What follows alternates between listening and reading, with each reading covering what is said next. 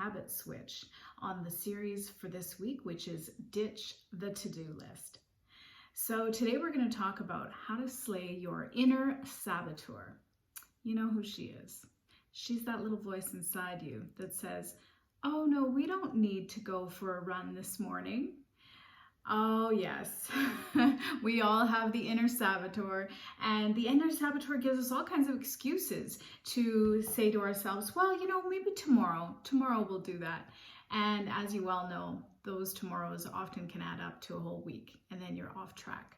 So I'm going to tell you today some good techniques to be able to stick to your game plan so that you can feel happy and healthy, and also save yourself some time. So we already know that our inner time saboteur can give us all kinds of excuses to not do something. Let's focus on if you want to get up in the morning and take part in the 20-20-20 regime that I talked to you about yesterday. So like I said, I get up in the morning and I set my alarm an hour early for whatever I'm going to be doing in the day. And I take that hour to myself. I have my 20-minute workout. I've got a 20-minute journaling exercise, and I take 20 minutes also to learn something new. So sometimes, even though I'm very committed to this, I do get off track as well. And here are some of the things that I do to be able to make sure that I stay on track. So sometimes, you know, your inner saboteur, she starts to say, well, you know, we need to do the laundry. We don't have any more workout gear. So you have to be able to get ahead of the inner saboteur. What that means basically is that you've got to sit down and say to yourself, okay, what are the things that my inner saboteur does in order to try to sabotage my workout regime? So for me, it's things like, I love to sleep. Anyone who knows me well is watching this going, I didn't know you're a morning person, because I'm not. So what I've been doing by setting that clock an hour earlier is a tough thing. And so you're in good company if you're not a morning person as well. But what I've done is a couple of things, well, more than a couple of things.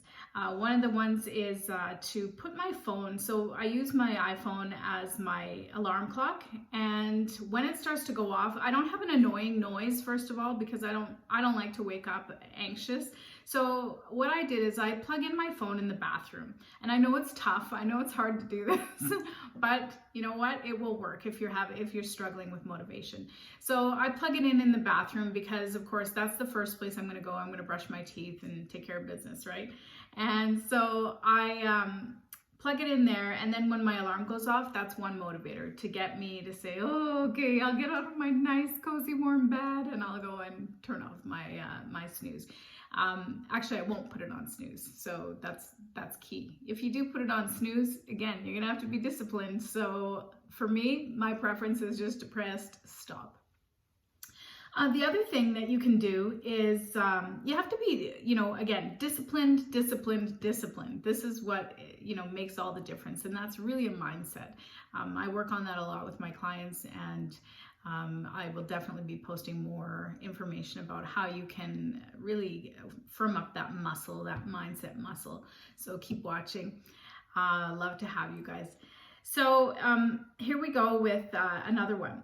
I know you might not like this, but sometimes if you're, again, struggling, one of the other things you can do is you can simply sleep in your gear. I don't know, who's going to see you? If you're going out for a run from your house, or in my case, I hop on my bike. I have it in my room, which is another anti-sabotaging technique that I use. And, you know, if you sleeping in your gear, you're going to have a shower anyways afterwards. So throw it in the laundry. No one's going to know the better.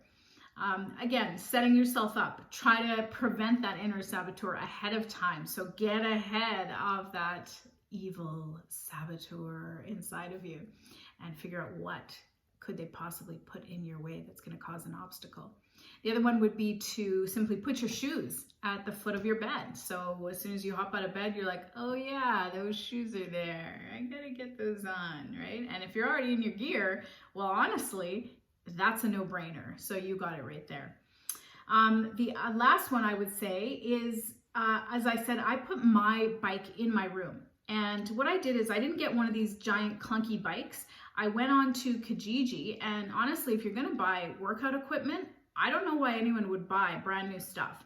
I personally went on Kijiji. I found this, it's a frame that you can put your bike on, and it's really, really high quality. It's made of really, really heavy duty steel.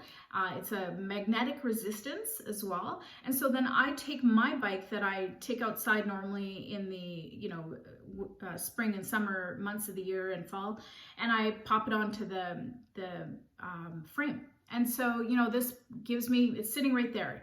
I don't have a giant room. My room is average size, and I put the bike in there, and honestly, I'm kind of grateful that it's there. And it doesn't collect laundry.